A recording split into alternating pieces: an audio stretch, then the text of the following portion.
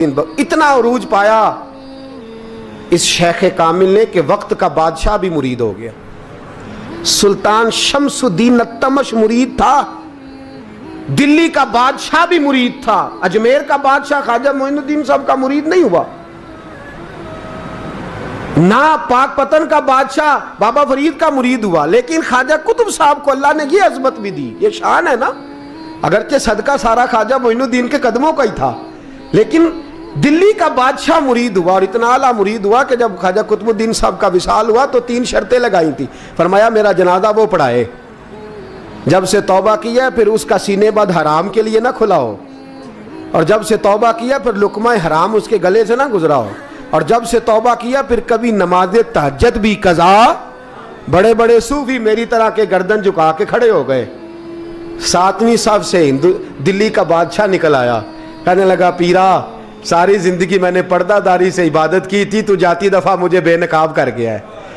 इतना बड़ा उन्होंने शख्स तैयार, और हाल ये था, लोग कहते हैं कि फलाना आदमी अमीर आदमी है तो हज़रत साहब का तल्लक पीर साहब का तल्लक ज़्यादा है, तो उसकी इमारत ना देख, कभी कभी उसकी परहेजगारी भी देख, उसकी खिदमत गुजारी भी देख। ख्वाजा कुतुबुद्दीन साहब पे भी इल्ज़ाम लगते रहे। एक इल्ज़ाम ये भी लगा कि करीब चले गए। हुआ क्या, जब बादशाह मुरीद हुआ तो कहने लगा हजरत जी मैंने बादशाही नहीं करनी, मैंने अब खानका में रहना है। तो फरमाया बेटा तू छोड़ देगा तो कुछ जालिम बैठ जाएगा, तो हुजूर फिर क्या हुक्म है। फरमाने लगे तूने करनी है। तो कहा हुजूर आप वो कहाँ होते हैं, मैं कहाँ होता हूँ, दिल ही नहीं लगता। तो आप फरमाने लगे मैं डेरा उठा के तेरे करीब ले आता हूँ। ख्वाजा साहब 1 किलोमीटर के फासले पर डेरा उठा के ले आए। फरमाने लगे मैं तेरी तरबियत करता रहूँगा, तू मखलूक का भला करते रहना। सल्लल्लाहु अलैहि, तू हुजूर की उम्मत का अल्लाह हुआ। वो करीब, उस वक्त भी लोगों ने बड़ी बातें की कि देखो जी बादशाह था ना तो पीर साहब ही नेड़े आ गए।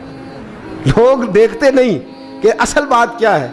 खैर वक्त गुजर गया, बादशाही मुरीद हो गया, तो फिर दिल्ली सारे में इस्लाम, इतना अदल इंसाफ, हिंदुओं को बात पसंद न आई। उन्होंने कुछ मुसलमान खरीद लिए। सुल्तान शमसुद्दीन तमश बैठा है दरबार में, जाग रहे हैं ना आप लोग, सब कहिए सल्लल्लाहु अलैहि। बड़ी गौर से सुनने वाली बात। एक दिन सुल्तान शमसुद्दीन तमश दरबार में बैठा है, काजी अदालत भी बैठे हैं, मुकदमात सुने जा रहे हैं। बाहर से रोने की आवाज़ आने लगी, चीखने चिल्लाने की, बीबी बयान कर रही।